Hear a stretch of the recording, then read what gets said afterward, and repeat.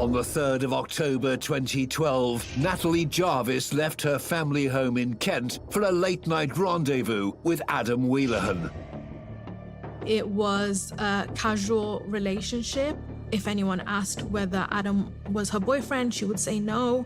That cold autumn night, nothing seemed out of the ordinary. Slaters, she used to say, which meant see you later, love you, bye. And that was the last thing she said. Just 30 minutes later, Natalie Jarvis was dead.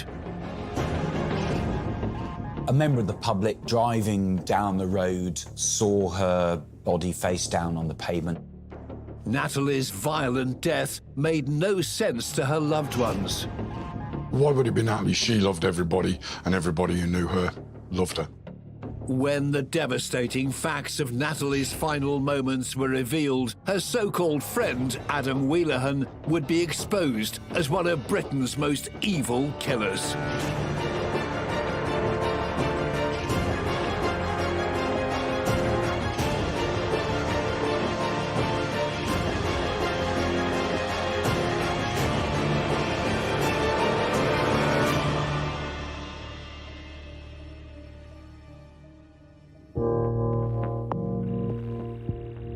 In October 2012, 22-year-old Adam Whelehan walked into Bexley Heath police station in southeast London with blood on his face and hands, and a well-rehearsed story ready to tell. Adam Whelehan turned himself in at Bexley Heath police station at about 3 a.m. on October the 4th. He said that he thought he had killed someone. Whelehan insisted he had not been the aggressor. He said she brought the weapon and she'd produced it and she'd attacked him, and whatever happened to her was self-defense on his part. It was a story full of holes, told by a man who seemed completely unmoved by the part he'd played in his friend's violent and lonely death. This is a man who appears to have no concept of a conscience. No concept that he might be doing something that is utterly wrong. It makes him a very remarkable killer. Though he believed he could get away with murder, a jury of Adam Whelehan's peers would see through his facade. This killer's story begins in February 1990. Adam John Whelehan was born in the borough of Bexley in southeast London. Living in the area through his childhood and youth, by his early 20s, he seemed to be an ordinary young man with a normal suburban lifestyle. Adam Whelehan had worked in a supermarket, but was now training as a BT engineer for the telecom company. He'd always been in employment. He'd never been in trouble in all of his adult life. He'd been in work. Nothing about Adam Whelehan and his closest friends raised eyebrows or caused concern for the people who knew them. Adam Whelehan had a very close group of male friends. His best friend, Tom, he had known since he was 5 years old. Rather than friends, they saw each other as brothers. They had a very close bond. He and his other male friends all spent time together regularly. He messaged them on social media and in text messages very regularly.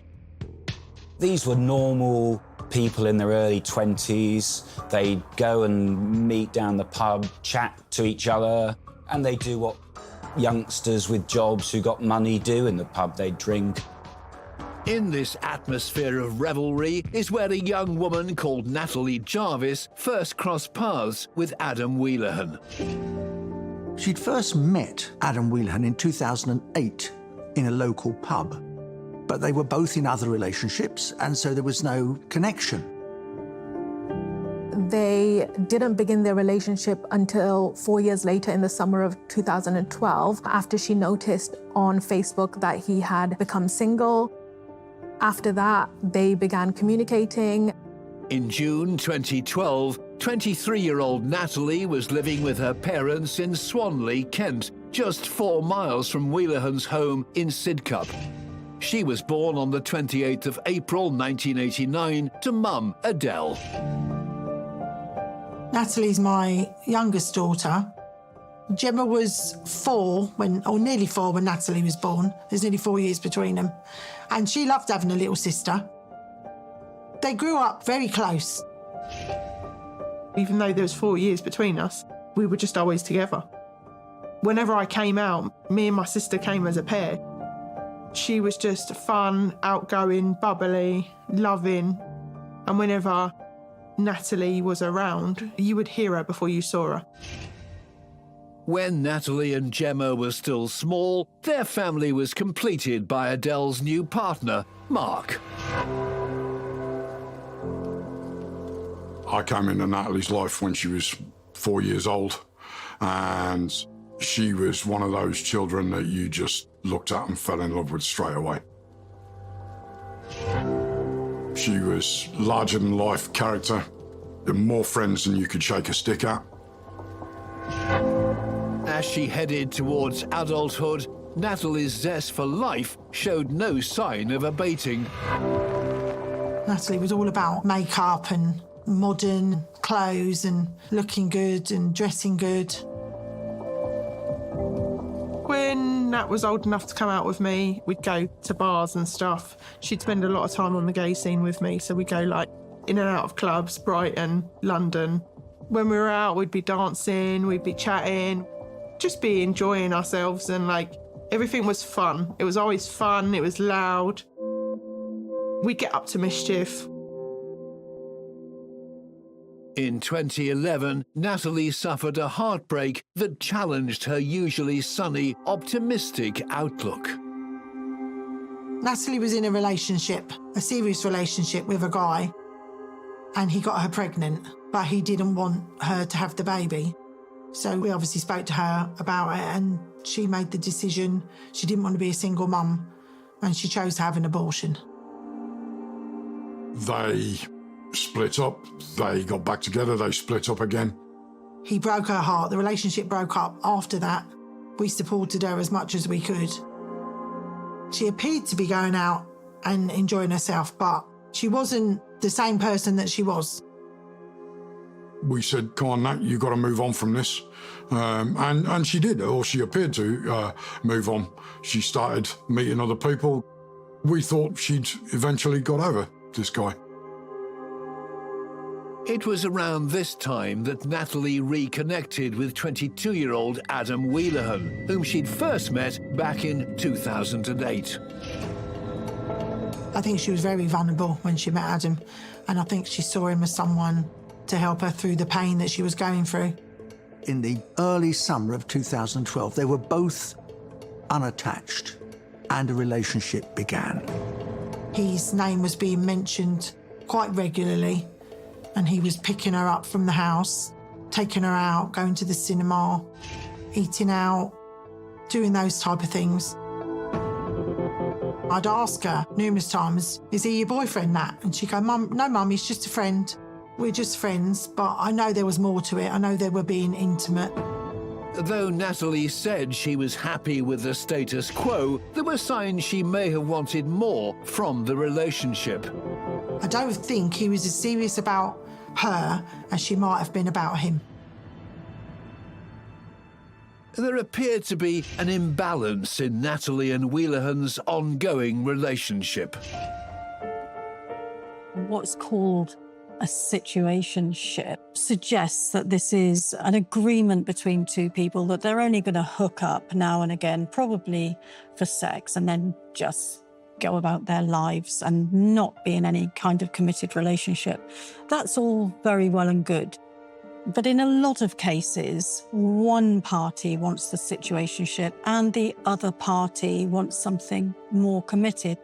Natalie's family had little opportunity to get to know the young man she was spending time with. To be honest with you, I don't really know a lot about Adam at all. I would love Natalie to have brought Adam home so that we could meet him properly, but because she said there wasn't a label on their relationship, perhaps he was reluctant to meet us. I know he came to our house when we weren't here, but we never actually met him. He didn't come to the door when he came to collect her. Natalie would say, I'm off out, and off she'd go. There was nothing that Natalie ever said about Adam that made me think there was anything wrong with him, dodgy about him. She was a very confident woman and trustworthy, and I trusted what she said. I think one of my biggest regrets is that I didn't know anything about him, because if I had known a bit more about him, I may have been a bit more like that, you know, a bit more hesitant, like, watch what you're doing, be careful. Natalie Jarvis's family had no reason to worry about her safety when she spent time with Adam Whelehan. They had no way of knowing that the man Natalie was seeing had another personality, a dark and dangerous side that would eventually be revealed with devastating consequences.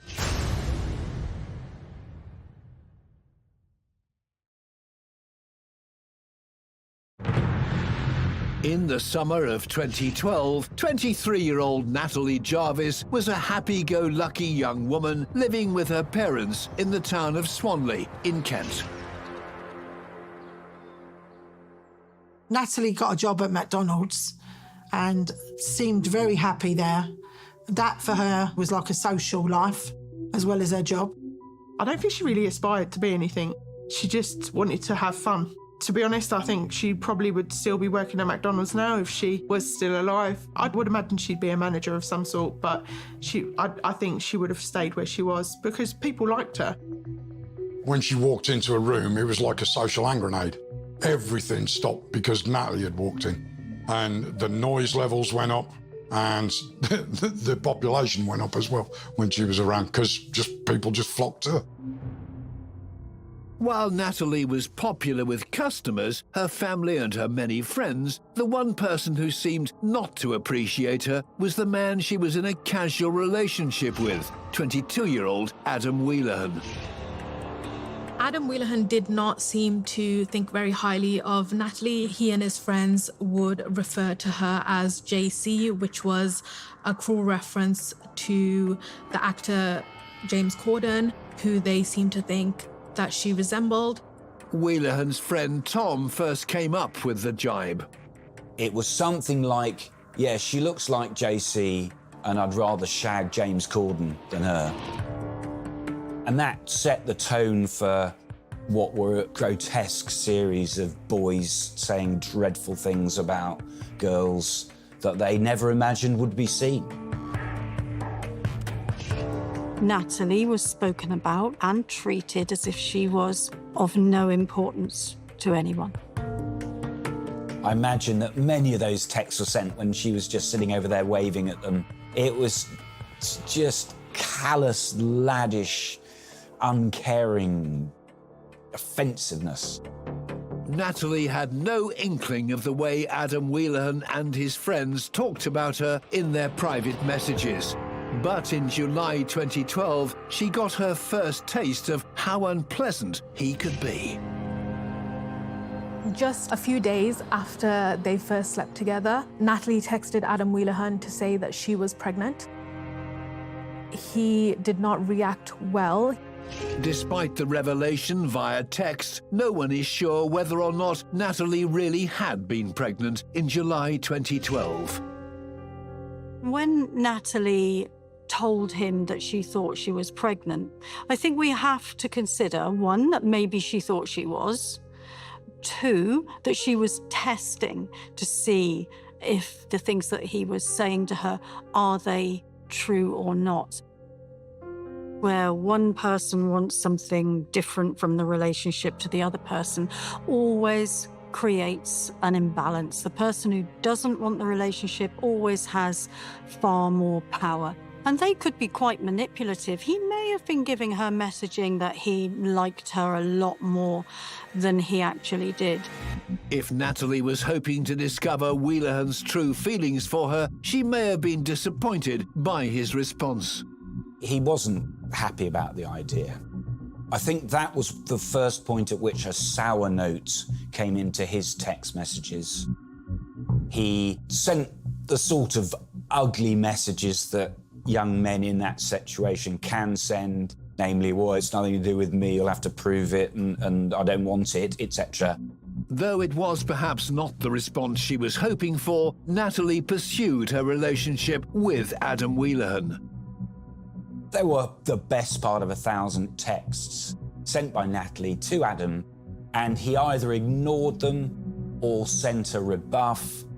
Instead, Whelehan sent frantic messages to female friends asking how he could find out if Natalie was telling the truth about the pregnancy, and texts to his male friends complaining about the bind he was in.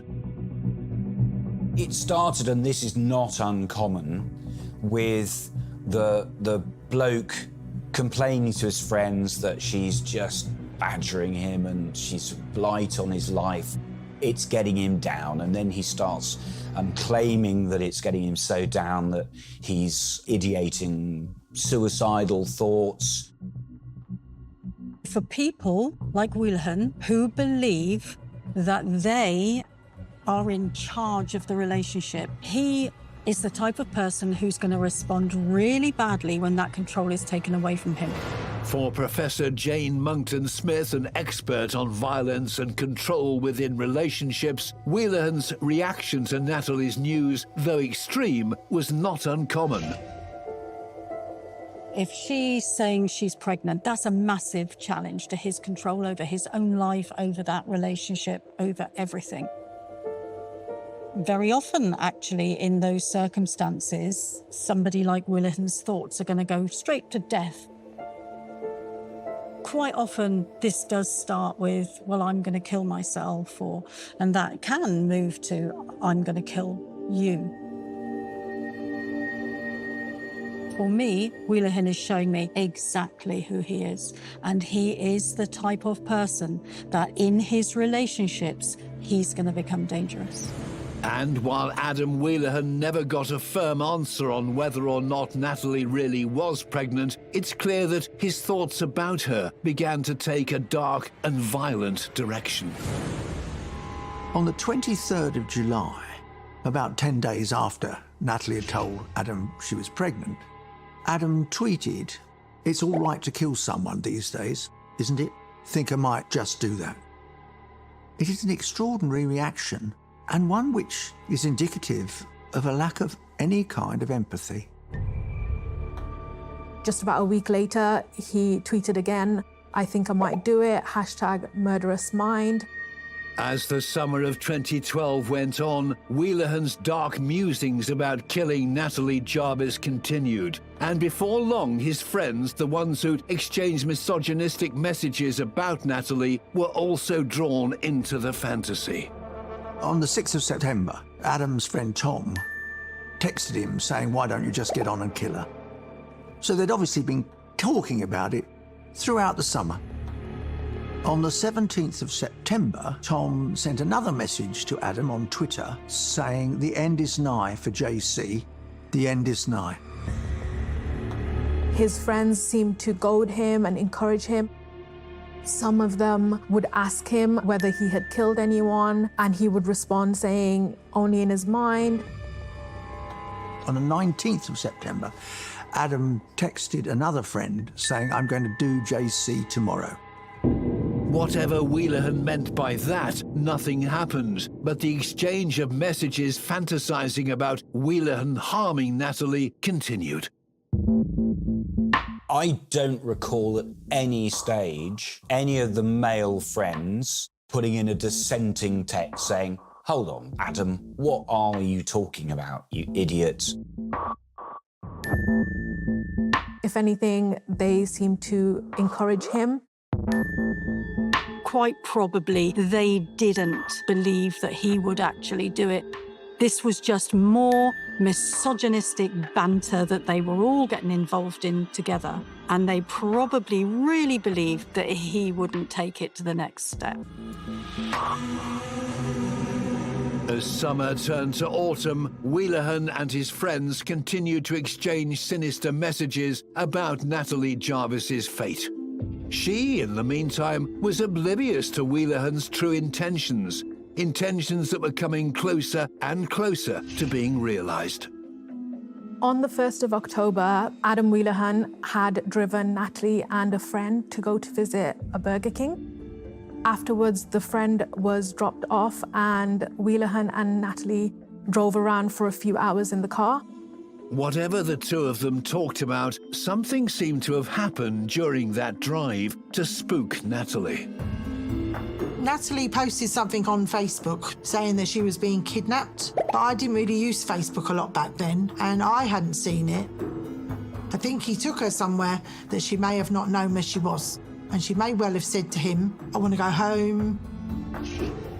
When her sister messaged her about it, she made light of the situation and said it was just a joke. Whether Natalie's post was in jest or in earnest, it seems to have saved her life. For that day, at least. Natalie didn't seem to know how close she had come to death that evening. Adam Whelehan messaged a friend that he had been close to doing it, but what stopped him was Natalie's Facebook post. He said that he had his knife ready and everything. Once again, Whelehan's friends might have taken his words as a joke. But in fact, he was deadly serious, and next time, there would be no backing down.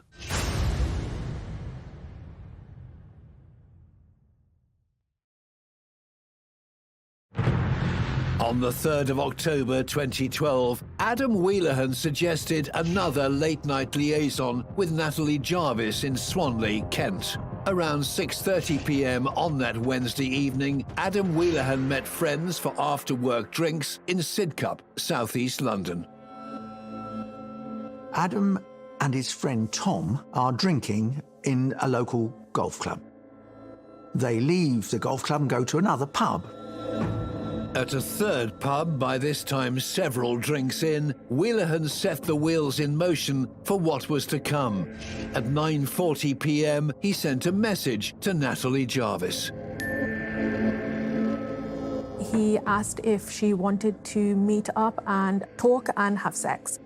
There was an exchange between him and Natalie where she expressed, well, how am I to believe you? You've been mugging me off all this time.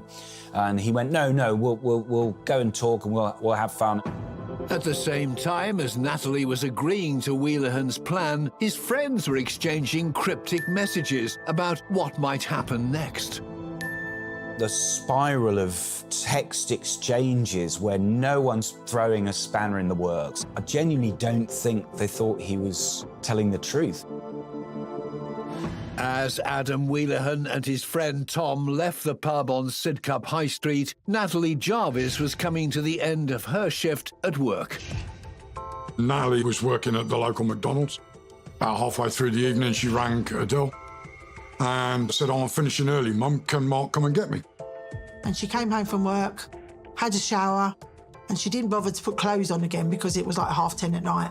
So she put pyjamas on and a pink dressing gown and her slippers. Had a cuddle and a chat with me and said, "I'm going out of ad for a bit." At 10:32 p.m, Whelehan messaged Natalie outside. And she texts Adam Whelehan 2 minutes. And basically she said bye. Slaters, she used to say, which meant see you later, love you, bye. And that was the last thing she said. She shouted up the stairs to me, "Love you," and that was it. And obviously I shouted down, and thank Christ I did.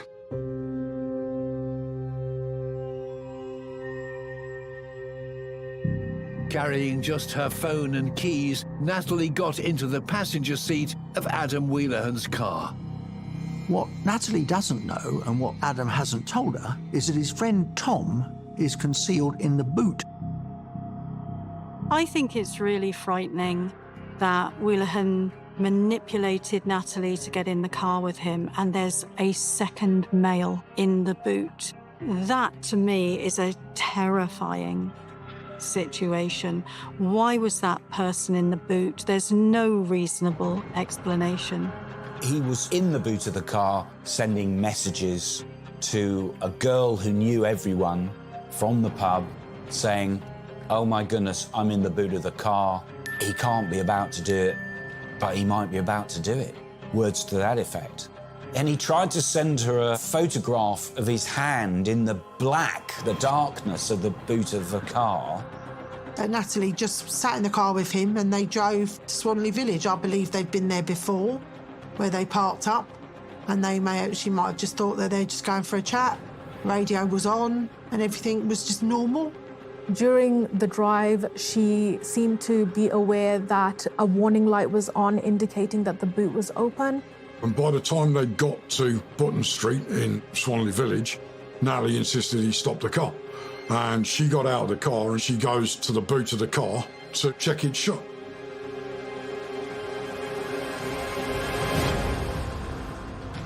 This was the moment the sick joke between friends became a reality. In a secluded country lane, Adam Whelehan carried out the horrific act he'd been boasting about for weeks. He just started stabbing her in the throat. In the end, he inflicts 20 stab wounds on her neck, one of them 4 and a bit inches deep, almost severing her carotid artery.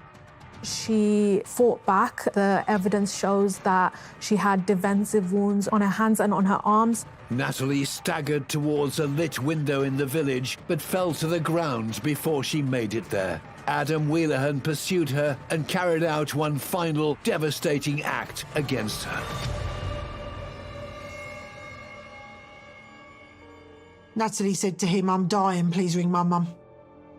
And he threw her phone away. He simply took it out and threw it over a hedge.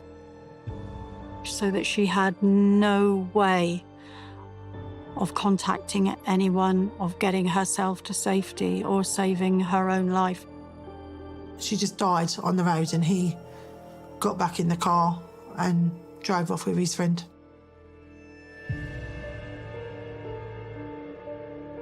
Adam Whelehan returned to the car covered in blood. Tom, at this point, was in the driver's seat of the car. Together, they drove in the opposite direction from where Natalie lay alone. As they headed back towards Whelehan's hometown, he messaged his friends. "Done, not lying, covered in blood. So sorry I let you boys down." Just a few minutes later, a driver spotted Natalie Jarvis lying at the side of the road in Swanley Village. Realises that she's been brutally attacked, calls the paramedics. The passerby gave her CPR and tried his best to keep her alive until paramedics arrived. They get there quite quickly at about 25 past 11. But sadly, they cannot revive her and she's declared dead at 11:30. 7 minutes later, Whelehan and his friends were 8 miles away in Eltham, buying beer and cigars. They went and picked up a friend of theirs. Together, they drove to a Tesco Express. Adam Whelehan stayed in the car. He was covered in blood, but he gave his credit card to his friend. They bought alcohol, cigarettes, cigars, lottery scratch cards. While Natalie Jarvis's family slept oblivious to the fact their lives were about to be forever changed, Whelehan told his friends he really had done what the 4 of them had been discussing for weeks. After the murder, Whelehan joined up with his friends, smoking cigars, drinking, bragging about what he's done. It absolutely defies belief. You're sitting round in a house with a man who is covered in blood, who's just admitted that he's killed his girlfriend, and you all just have another drink. But before long, the camaraderie turned to horror for Whelehan's friends. They urged him to go to the police and admit what he'd done.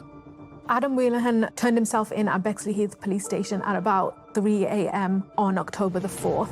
He said that he thought he had killed someone in the Swanley area.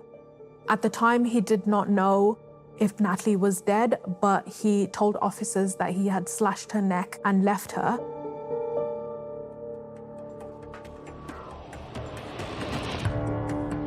That was definitely an act of self-preservation. It was going to take the police 5 minutes to link Natalie to him. Loads and loads of people knew anyway. So the best thing for him really is to say, yes, it was me, but I was defending myself. He was interviewed under caution and he set out what was his defence, namely that she'd attacked him with a weapon that she'd brought.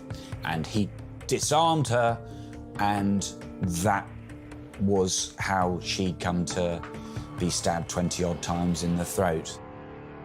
When the forensic team searched Adam's car, they found the multi-tool sheath with his fingerprints on it, and they also found his bloody tracksuit bottoms. Natalie's phone was recovered from a field close to where her body lay.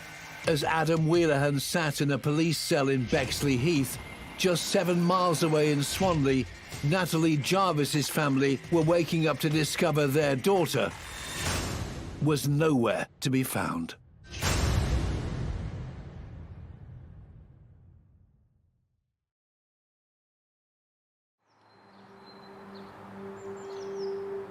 The 3rd of October is when Natalie died. But the day my world come crashing down was actually the 4th of October. It was waking up on that morning and she wasn't in her bed. The worst thing going through my head was that she might have been involved in an accident and she'd gone out with her phone and keys in her pyjamas, dressing gown, so no ID on her. I was getting ready for work as well at the time. Said, I'll try ringing her. I left her a message, nothing. I phoned 999 and I said, I want to know if there have been any reports of a woman being involved in an accident. And she asked me how tall was she and what colour was her hair. And no alarm bells were going off in my head at all. And then she said someone would be around to see us in about an hour. And still no alarm bells were going off. Just minutes later, a detective was knocking on the door of Adele and Mark Jarvis's home. And this man came in. It was just so normal. And he was telling us to sit down. And I'm like, oh, no, it's all right. I don't need to sit down. And he said, I need to tell you something. We found a body and we believe it's your daughter. The impact was just like being punched by Mike Tyson. You just, what? And I remember screaming at him, how dare you come into my house and tell me my daughter's dead? You don't know her. You don't even know what she looks like. Natalie's sister, Gemma, at work that morning, had been making phone calls to try to find out where Natalie might be. The next thing I know, I got a phone call from Mark and he was crying. And he was like, Gemma, you need to come home.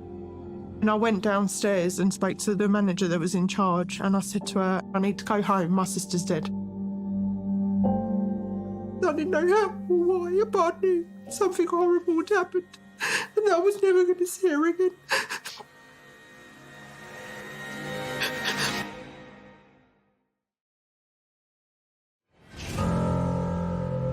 We weren't allowed to see her till the Friday. So between Wednesday and the Friday, it felt like I was just not believing it. It's not Natalie. It's not Natalie. Can't be Natalie. Ringing her phone. And obviously she didn't answer, but you still didn't believe it was her until we were taken to the mortuary. When they pull the curtains back, that's when reality hits you and you know that you've been praying in a forlorn hope, because it was Natalie. She had a towel right up to her chin. It was hiding injuries that he'd inflicted on her all around her neck. And we did touch her. They let us in. We could only touch her face and her hair, and we were kissing her and crying. But it's the worst image. You just don't want to ever see that. Your child lying there, stone cold, hard. I can't tell you how bad it is. It's just something that I'll never get over.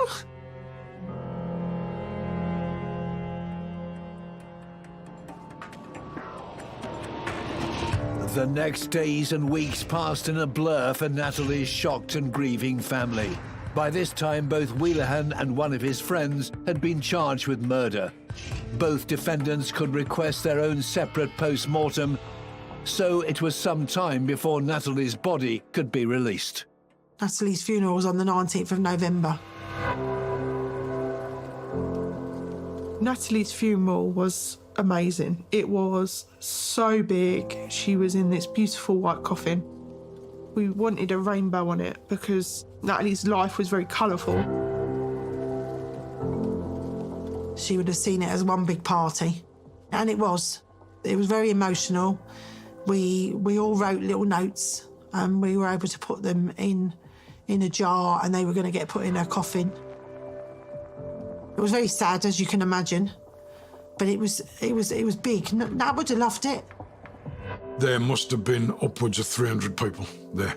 People from all walks of life who we'd never seen that Natalie had an impact on.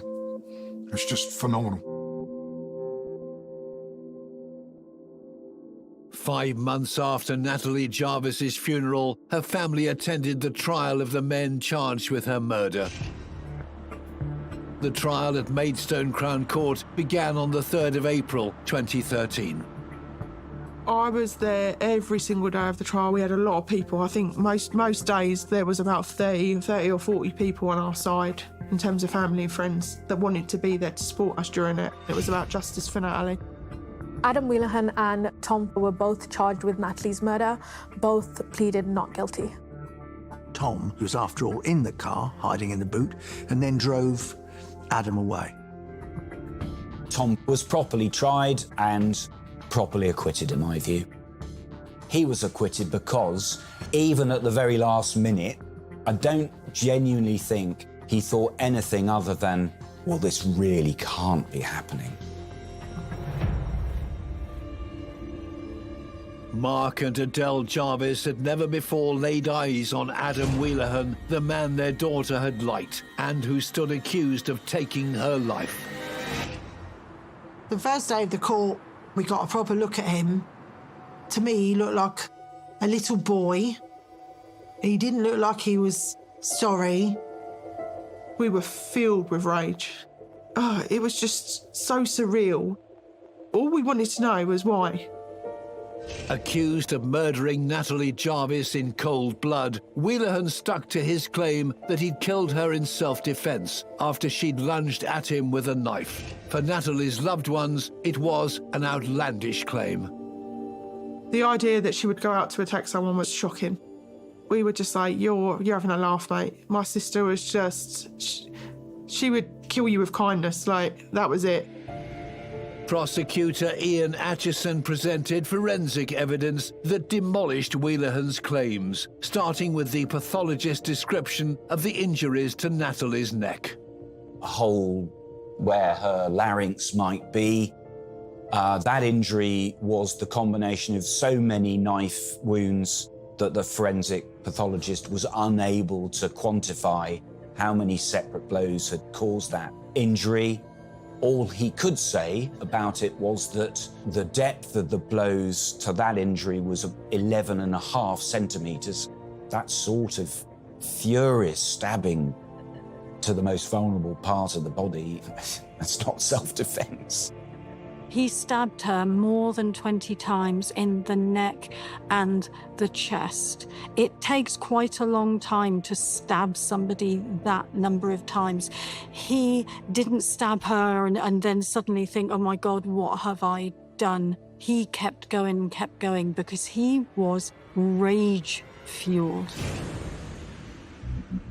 There was about 150 metres of blood spatter from the car to where her body was eventually found. She managed to walk 35 metres after the first plainly fatal spurt of blood. And then as each pulse came, it was less blood and it went a shorter distance as the life literally ebbed out of her. The prosecution contended that the attack was of a savagery that couldn't be explained by Whelehan's claim of defending himself. They also drew on hundreds of text messages to prove it had been premeditated. We had incontrovertible text message evidence of him expressing the desire to kill her. We have a month where he demonstrates absolutely no interest in seeing her again. And then when he tells his mates, right, tonight's the night, For the first time in 1,000 text messages, she said, "All right, Natalie, why don't we go out together? I'll come and pick you up." And then lo and behold, within seconds of them getting out of the car, she is face down on the pavement with horrendous fatal injuries. If Whelehan's premeditated, rage-fueled attack had been in response to believing Natalie was expecting his child, the post-mortem findings were especially poignant. Natalie had not been pregnant at the time that she was killed. On the 24th of April 2013, the jury retire to consider their verdict.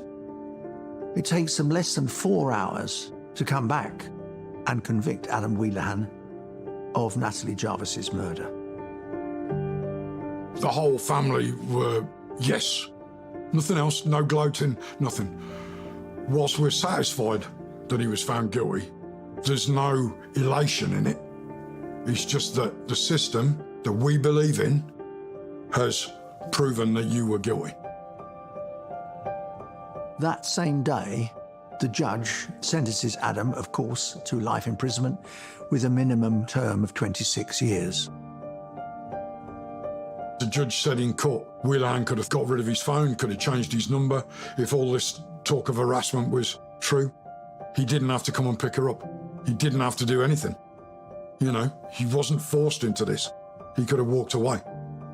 The senselessness is just the loss of life, and such a life of such a vibrant person.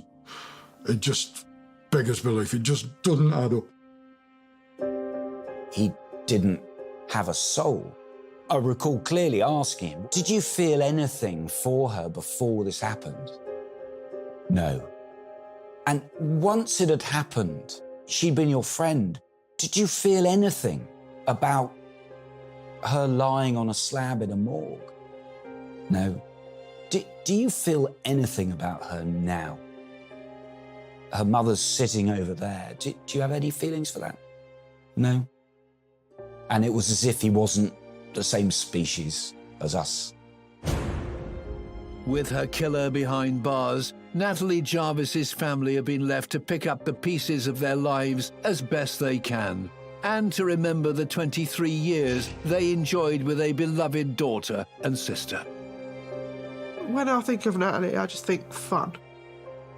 Boom. There she is. She was just amazing. I am so thankful and I'm so lucky that I had such a perfect sister. She was special. She was beautiful, happy, always had a smile on her face. She lit up the room. She was my world. Her and her sister Gemma are everything and more to me. I'm born to be their mum and privileged and honoured to be their mum. What started as a simple story of two young people enjoying each other's company descended within months to a callous murder plot hatched by a man whose friends did nothing to change his course of action. Natalie Jarvis was a loving young woman who brought only joy to the people who knew her. In taking her life, Adam Whelehan has proved to be one of Britain's most evil killers. The following programme contains descriptions of sexual violence.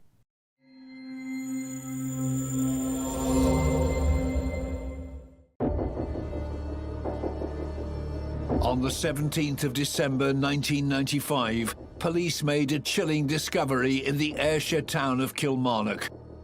The body of missing schoolgirl Mari Julian.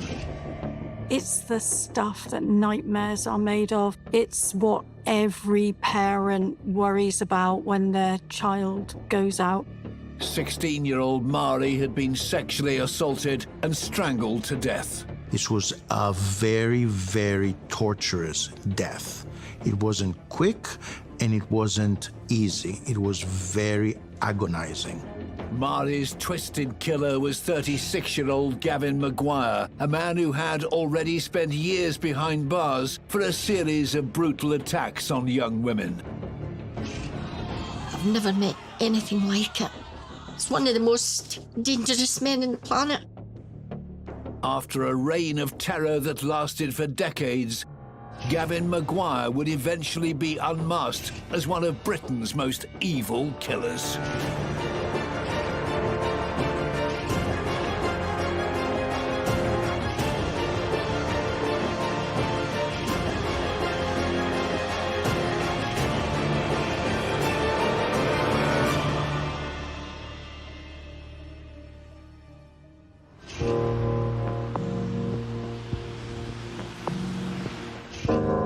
In the run-up to Christmas 1995, the brutal murder of 16-year-old Mari Julian shattered the peace of a small Scottish community. She'd been dragged by her hands and there were marks on her back. She'd been obliterated. I don't think there's any other word for it. The perpetrator used her own blouse to strangulate her and to keep her quiet and to probably facilitate a quick death, shoved her own bra in her mouth, making her gasp for air. In the hunt for her killer, police launched a huge-scale DNA testing operation of local men, including convicted rapist Gavin Maguire.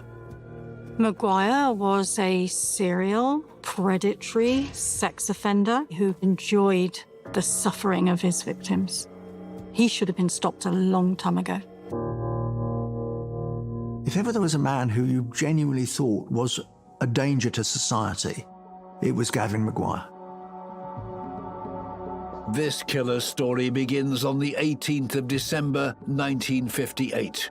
Gavin Maguire was born in Stevenston in North Ayrshire on Scotland's west coast. His parents were called Jimmy and Nettie. He was the oldest of 3 boys. His dad was a labourer in the steel industry. They were a typically working-class Scottish family. His dad was then made redundant when Maguire was quite young, and that was the source of a lot of financial conflict. It wasn't a happy family. Jim eventually left the family, leaving Nettie with the 3 boys. Gavin was difficult as a child. At the age of 8, Maguire entered the care system. He did not thrive there. From that point on, we certainly see Maguire breaking the law routinely and regularly and moving from a simple care system into the justice system. His early years were a mixture of assessment centres, borstalls, young offenders institutions, List D school, which is typically where troubled children will attend. By the early 70s, Maguire was regularly truanting, and his already troubling behaviour had grown even more disturbing. He was starting to break into houses, stealing cars. He had some pets, pigeons, in a loft. He set fire to that loft, killed all the pigeons, and reportedly stood there and laughed as these birds died in the most horrific circumstances. And then he went on and did the same thing to some rabbits. Fire setting and cruelty to animals, that's 2 big ticks. So I would say at around 14, we get a very good idea of who Maguire is and what he's going to be doing in his future. He was a loner, didn't mix well, wasn't comfortable in the company of his peers. He wasn't a sociable animal. Maguire was described as maybe shy, nervous.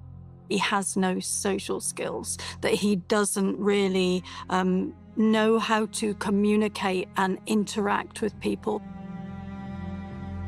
So that is suggestive that if he is a serial offender and predator, that women are gonna become targets. In 1976, a few months after leaving school, Maguire's malevolent urges towards women became apparent when he embarked on a terrifying spree of sexual violence in Stevenston and nearby coastal towns. Maguire attacked his first victim at the age of 17 when he assaulted a 15-year-old girl. He then attacked another 15-year-old girl and sexually assaulted her. 2 days later, he carried out an attack on an 18-year-old girl, but she was able to escape before he could sexually assault her. There was something in him that wanted to express itself in this particularly brutal and unpleasant way to young women. And it's that is the thread that goes through Maguire's story. It's something that he feels compelled to do. What's driving him is that he doesn't have the normal human emotions. He has no barriers, no filters that's going to stop him. Maguire was arrested and charged with the attacks on the girls, but released on bail for the sum of £10. It offered little deterrent. Within weeks, the 18-year-old had resumed his pattern of offending. While he was on bail for these attacks, he then attacked an 18-year-old pregnant woman and beat her up quite severely. And he kicked to the ground and robbed the garage thereafter. And he carried out a similar theft in a garage nearby as well. This is all in a period of days, and it does feel like this is compulsive. Maguire's shocking spree continued, and another innocent young woman fell victim to his deviant urges. The latter attack against a young lady who he'd approached, he threatened her with glass and unfortunately achieved his objective of raping that young lady. He's reckless. He's been caught mid-offence sometimes. He's been chased. He just continues. It seems to me like he has no care for what happens to his victims. He doesn't seem to have a huge amount of care for what happens to him either. Maguire was quickly identified and apprehended. Back in court, he admitted 8 new offences to the judge. Rape, sexual assault, assault with sexual intent, theft, car theft, a multitude of bad behaviour. In February 1977, less than a year after leaving Borstal, 18-year-old Gavin Maguire was back inside, sentenced to 10 years in a young offenders institution. The judge told Maguire the tariff was necessary to protect the girls and women of Stevenston from the serial offender. This is a man who's out of control. There can be no question about that.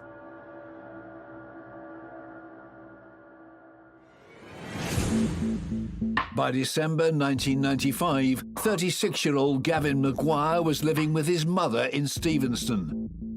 20 minutes away in the town of Kilmarnock, schoolgirl Mary Julian was enjoying the lead-up to Christmas.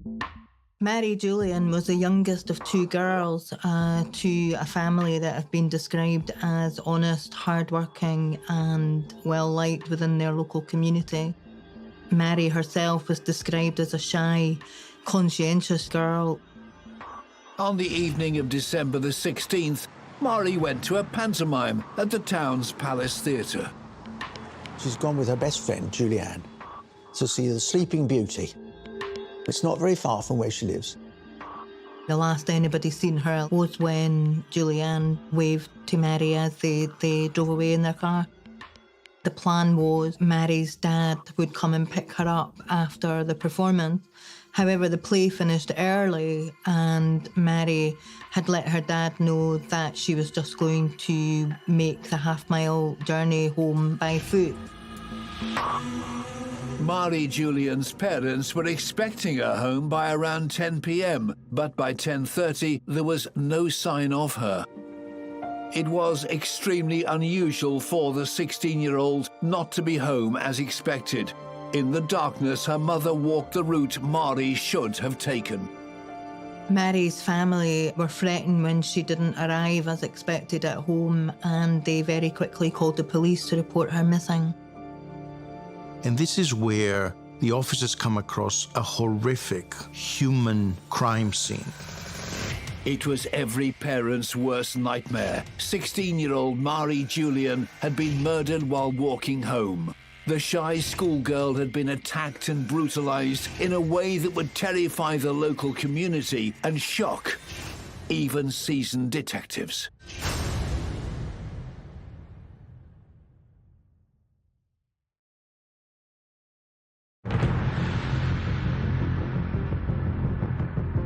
Less than 24 hours since her disappearance, Marie Julian's family learned of the horrific nature of their daughter's brutal murder.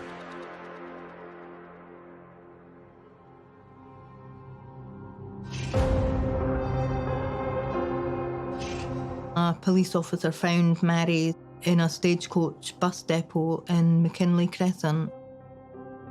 She's naked, but for her boots and socks. Her blouse is tied round her neck, and her bra is shoved in her mouth as a gag. It was a devastating discovery for Marie's family, who learned that the teenager had been killed just 2 minutes away from the safety of her home. For the community, utter shock. Just a young girl coming home from a pantomime. It's the stuff that nightmares are made of. It's what every parent worries about when their child goes out. And to have it actually play out in the middle of this tight-knit community would have sent shockwaves and fear through absolutely everybody. In my 30-year police career, I could think of a few similar cases. It's a very friendly place. I grew up in the kind of local area. I know the area well. This case would have been shocking to the community. A post-mortem examination the following day revealed that Marie had been the victim of a vicious and prolonged attack. There were a lot of injuries on Marie's body, 47 injuries.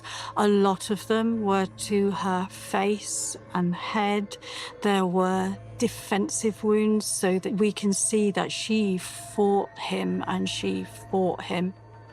Mary was covered in dirt and she had cuts on her shoulders, and it was suspected that she had been dragged along the ground with her hands.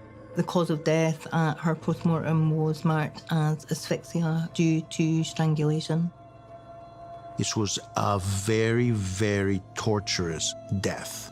It wasn't quick and it wasn't easy. It was very agonizing.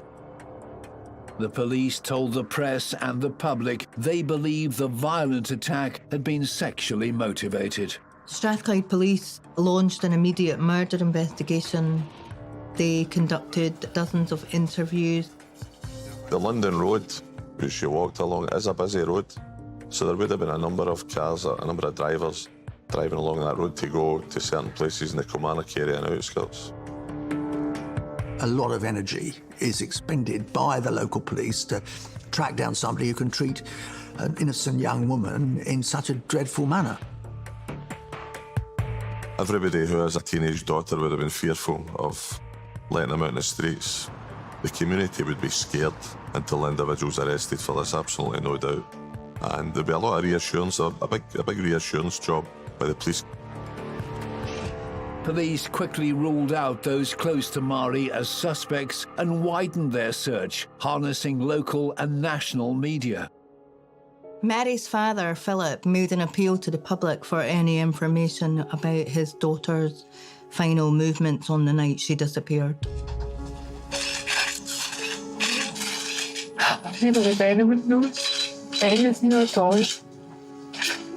Just come forward, come and just... I've got to find it. The Daily Record also offered a £10,000 reward for any information leading to her killer's conviction.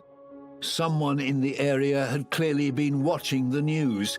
A few days into the new year, just under 3 weeks after Marie's murder, her parents received an anonymous letter in the post. It's 14 lines long and it includes several fascinating facts. It says, "I think my son may have killed your daughter." It goes on to say that on the night of the 16th of December, the night of the killing, her son had come home and said, "I've done something bad." It goes on to say, "Sorry, I can't give him up. I love him." It was an intriguing lead. The police appealed for the letter writer to come forward. It's important that if she's genuine in her belief, then she should have the confidence to come forward and speak this. But the writer remained anonymous, and 3 weeks after Marie's violent death, the police were still in the dark about her killer. Stranger murders are the most difficult to solve because there's no relationship between the killer and the victim. Most victims do know their killers. So how do we find who the suspects are? The early stages of a case like this, it's a whirlwind. You've got a number of competing elements. You have the media element. You sometimes get misinformation. You have the family side, which is extensive, trying to get experts in to speak to the family. There's pressure from a whole lot of different areas, but ultimately your goal is to succeed in bringing somebody to justice and hopefully bring closure to the family in the worst of circumstances. The police have to be lucky. They have to hope that they leave something at the crime scene that identifies them, or they have to hope that their movements can be tracked. Scene of crime officers attending the bus depot had meticulously examined the area for anything that could help identify the killer. They find a shoelace that has been torn apart, and they find blood-soaked clothing. Now, this is very important because it could be the blood of the assailant with all of their genetic profile present, but it could also be the blood of the victim, putting them together. On the left sleeve of Mari's jacket, tests revealed blood. The laboratory processing the clothing discovered two different sources of blood, one belonging to Mari, the other from her killer. They were not smart enough or thorough enough to clean up. They actually left a lot of evidence that in the hands of the right forensic scientist could produce the evidence needed to identify this person and bring them to justice. The killer left their DNA at the crime scene. Now, DNA was quite new in those days, and the DNA database was incredibly new. But at least the police knew they had this tool that if they could get a match, that would definitively identify who was at the scene when Mari died. Today, we have DNA databases where people who have been involved in the criminal justice system have their DNA stored. That was not available back then. Now we had to find that perpetrator. So the police goes on a mission to find the donor of this piece of DNA. And they start a systematic search of men between about 20 and 40 in the area. Carry out this exercise would have been extremely unusual and groundbreaking, but it was perceived as a line of inquiry the best way to go about it. They start by testing everybody who works at the location of the crime, the bus depot. When that search proves fruitless, they actually expand the search and they eventually test over 20,000 male donors trying to find a match. It was a mammoth task, but Strathclyde police were drawing on all the resources available to them, including painstakingly trawling through hours of tapes from the town's surveillance cameras from the night Mari was abducted. Their dedication paid off. The police identified some CCTV at 9:20 that same evening in a shopping mall. A sharp-eyed officer homed in on a familiar figure.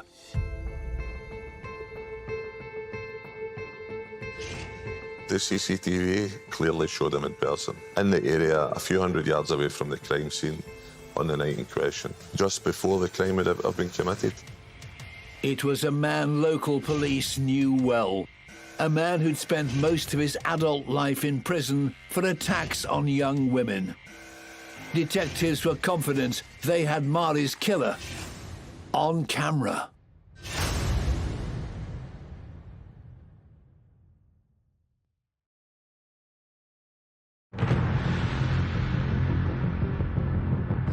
Eight years before Mari Julian's murder in the summer of 1986, 33-year-old Doris Thompson booked a family holiday in Saltcoats on the North Ayrshire coast. I had a baby in 1985 and I wasn't working then. and I just had plenty to do with the children.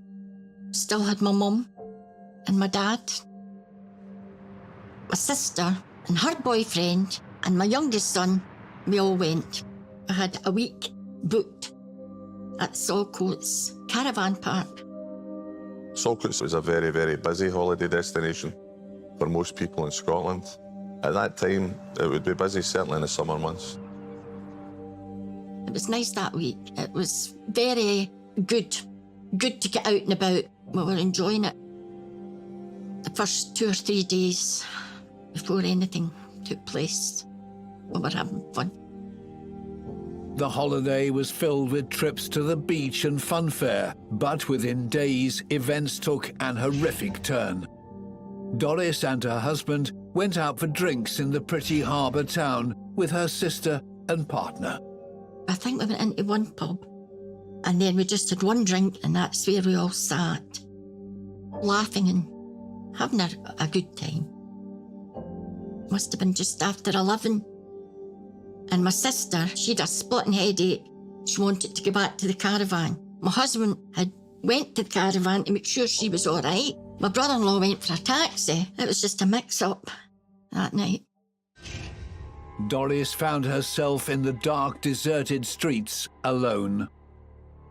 As she tried to make her way back, a man appeared from a side street, grabbing her around the neck.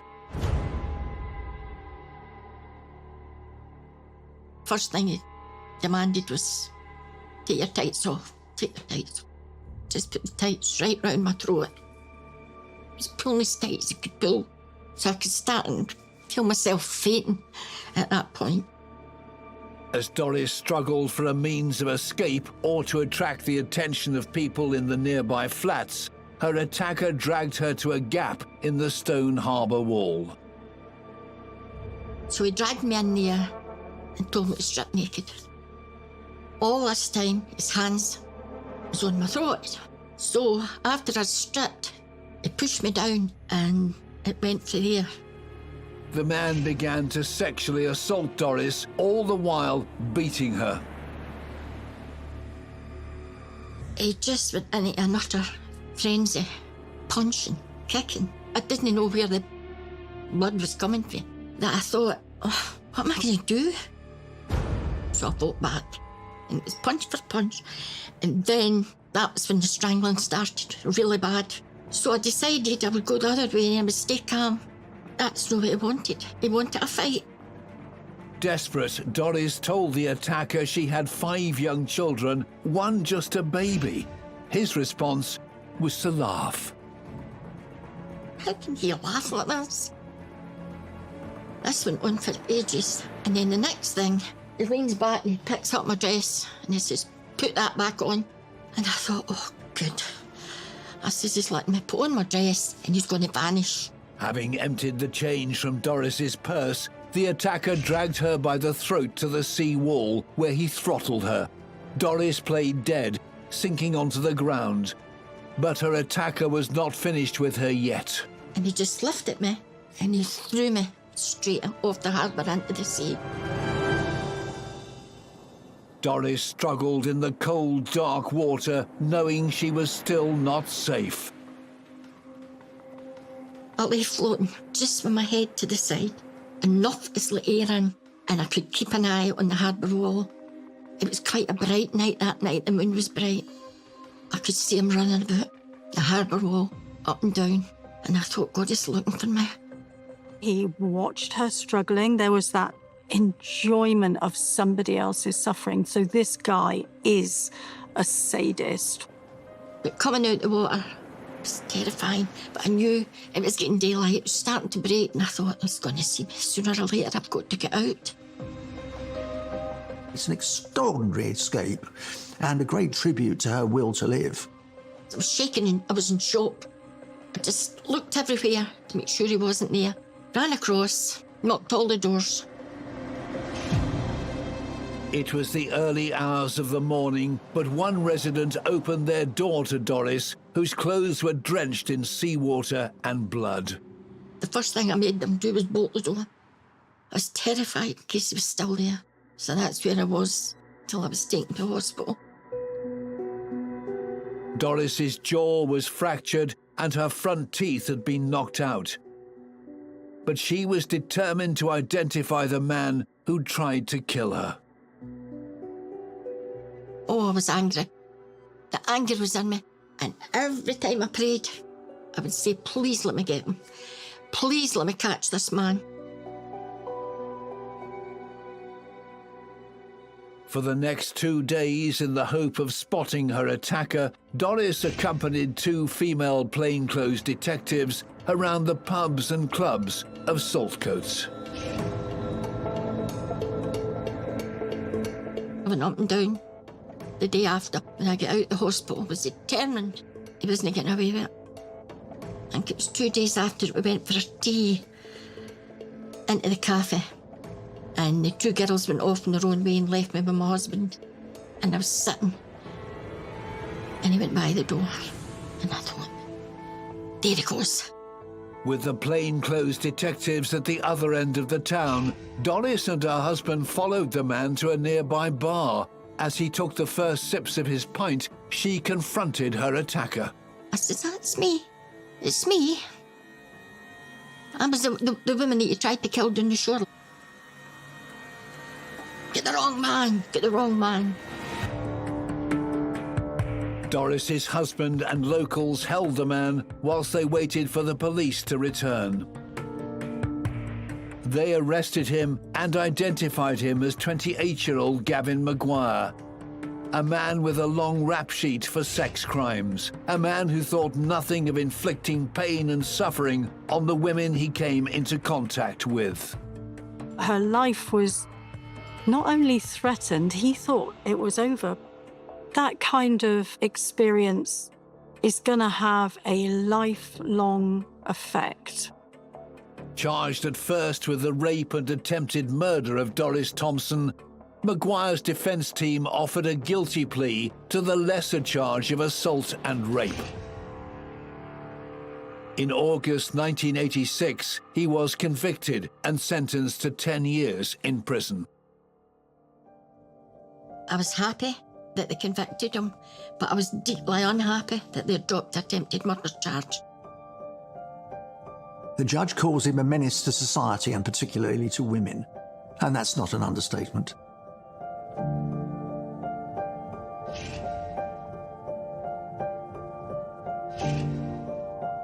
In 1993, having served just part of his 10-year sentence, Gavin Maguire was released. The 34-year-old serial sex offender was deemed to be safe and returned to his mother's house in Stevenston.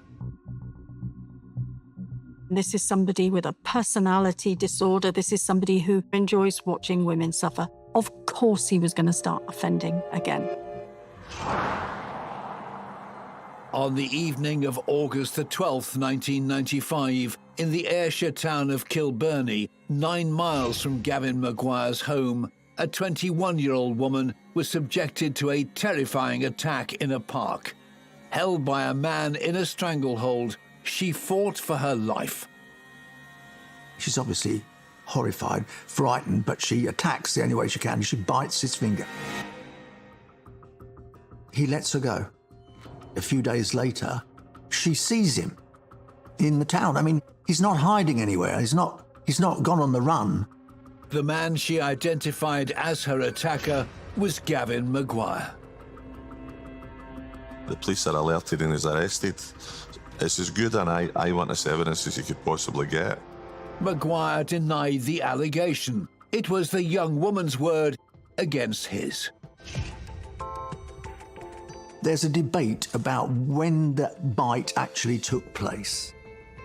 The physician who examined, who was actually not a dermatologist, determined that this injury could have only have happened in the last 72 hours, which was unfortunately inconsistent with what the victim alleged.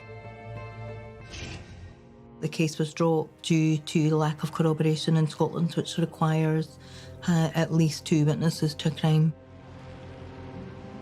Without concrete evidence linking Gavin Maguire to the attack, police could no longer detain him.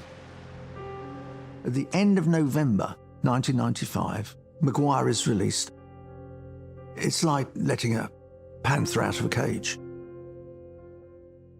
19 days later, 15 miles away in Kilmarnock, the brutal murder of Marie Julian sparked a high-profile hunt for her killer. In early January 1996, detectives had a breakthrough. CCTV from the night of her disappearance showed a man following another young woman, a man they recognized immediately. It was Gavin Maguire. There's no doubt in anybody's mind about that. That was an incredible find to pick that up, whilst routinely looking through CCTV footage. The officers knew of Maguire from before, from his activities in the Stevenson area, the local area. On the 8th of January 1996, they interview him for the first time. He says, no, I was nowhere near the bus depot. I was in a bar in Kilmarnock called the Tudor Bar, and I didn't leave until 11:45, 10:45. Maguire's story did little to convince investigators, and his carefully concocted alibi was revealed to be false. He did change his story when police showed him a video of himself in the shopping mall close to where Mary was attending theatre. In fact, he was there Christmas shopping. It was enough to obtain a search warrant. On the 26th of January 1996, a search conducted at Maguire's mother's home recovered clothes and a piece of broken shoelace, similar in appearance to the one found by Marie's body. He's brought in, and a biological sample of his is tested for DNA. But he has two brothers, and those two brothers need to be excluded. So their DNA is also tested, and although we're very close DNA-wise to our siblings, there are little tiny differences that set one sibling apart from another. And Maguire's DNA is proven to be the one that matches the DNA that was recovered from the scene of the crime, and not his brother's. And at the end of January 1996, Maguire is charged with the murder of Marie Julian. But unlike his court appearance in 1986, following the attack on Doris Thompson, Maguire refused to make any admission of guilt. Marie Julian's family would have to endure the nightmare of a trial, reliving the painful details of their daughter's horrific and agonizing final moments.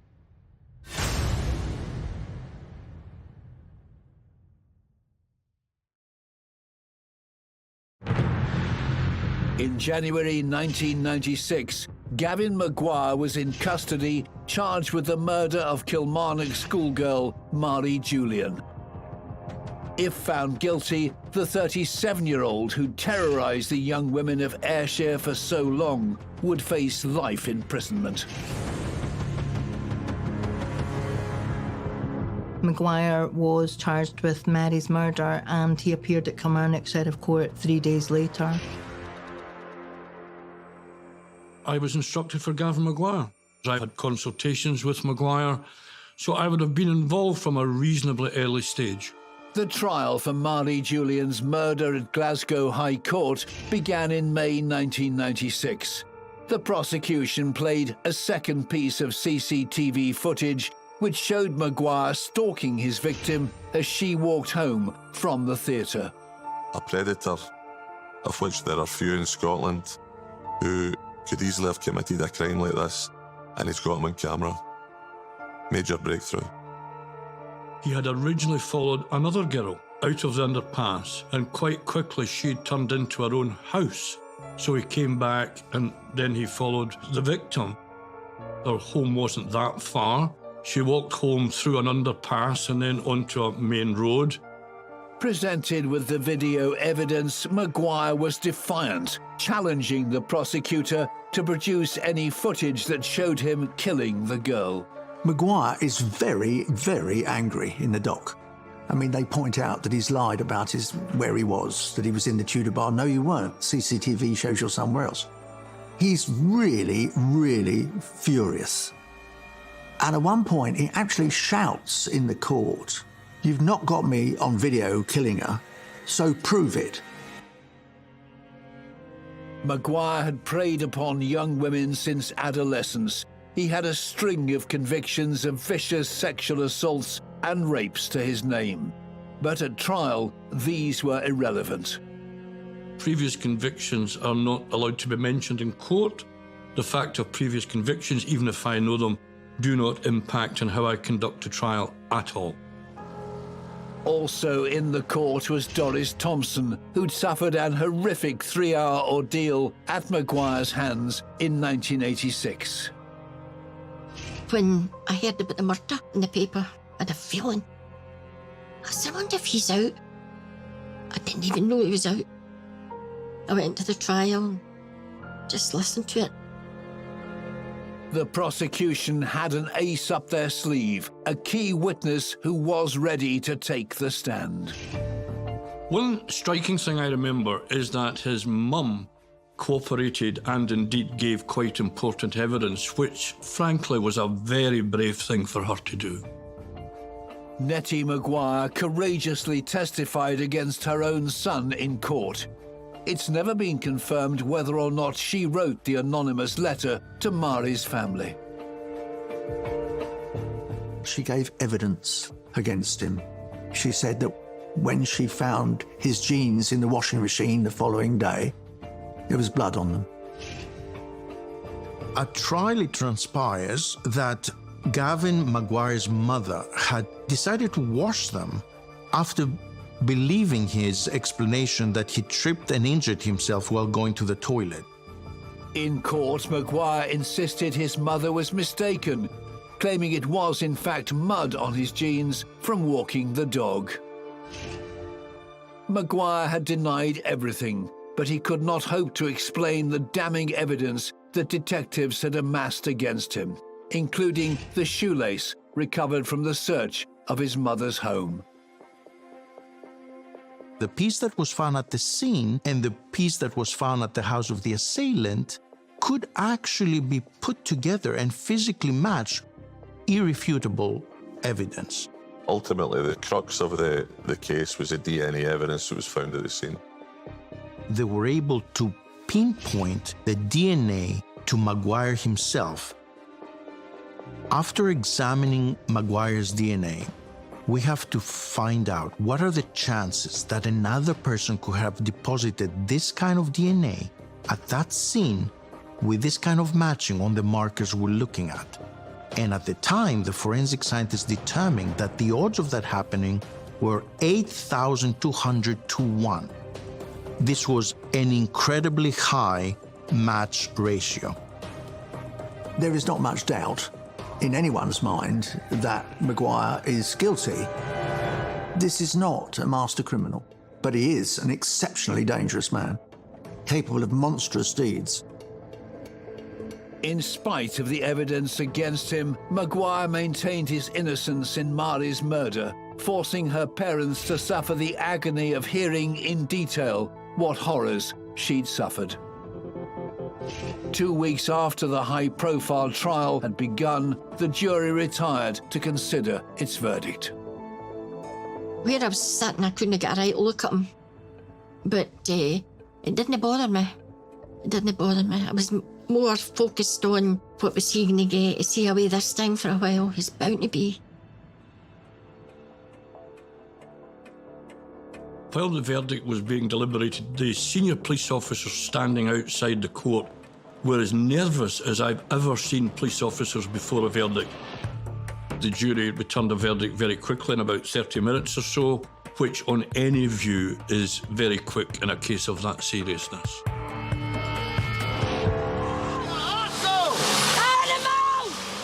On the 30th of May 1996, Maguire was sentenced to 30 years imprisonment for the murder of Mary.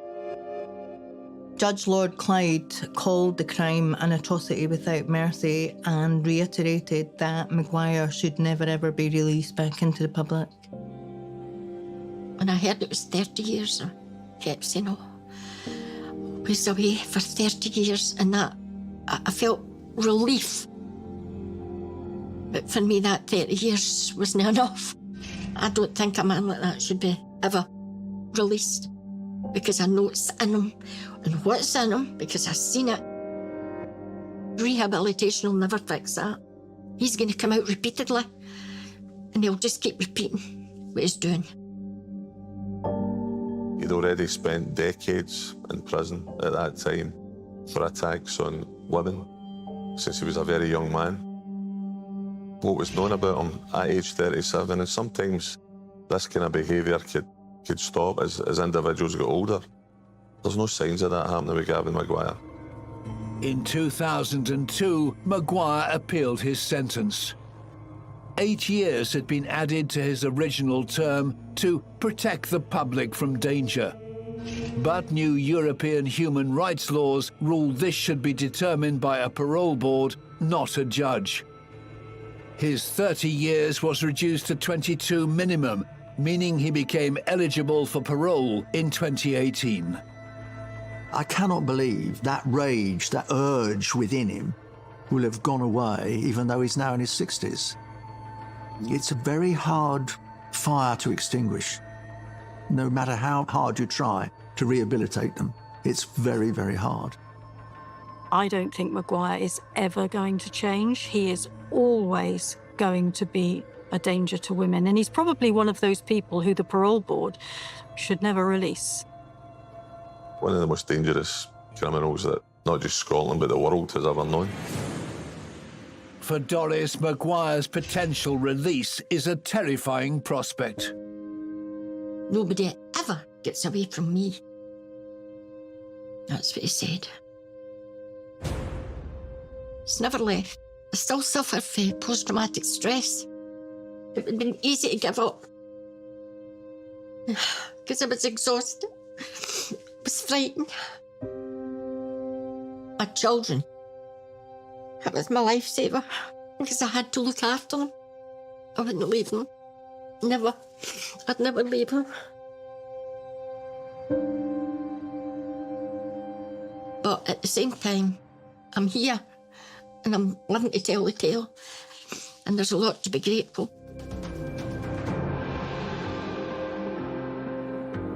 For Maguire, hurting others was a compulsion, one that started in early childhood with the animals in his care. His violent attacks escalated throughout his teens, 20s and 30s, with long stints in prison proving no deterrent. With the brutal and senseless murder of 16-year-old Mari Julian in 1995, the world finally recognised Gavin Maguire as one of Britain's most evil killers.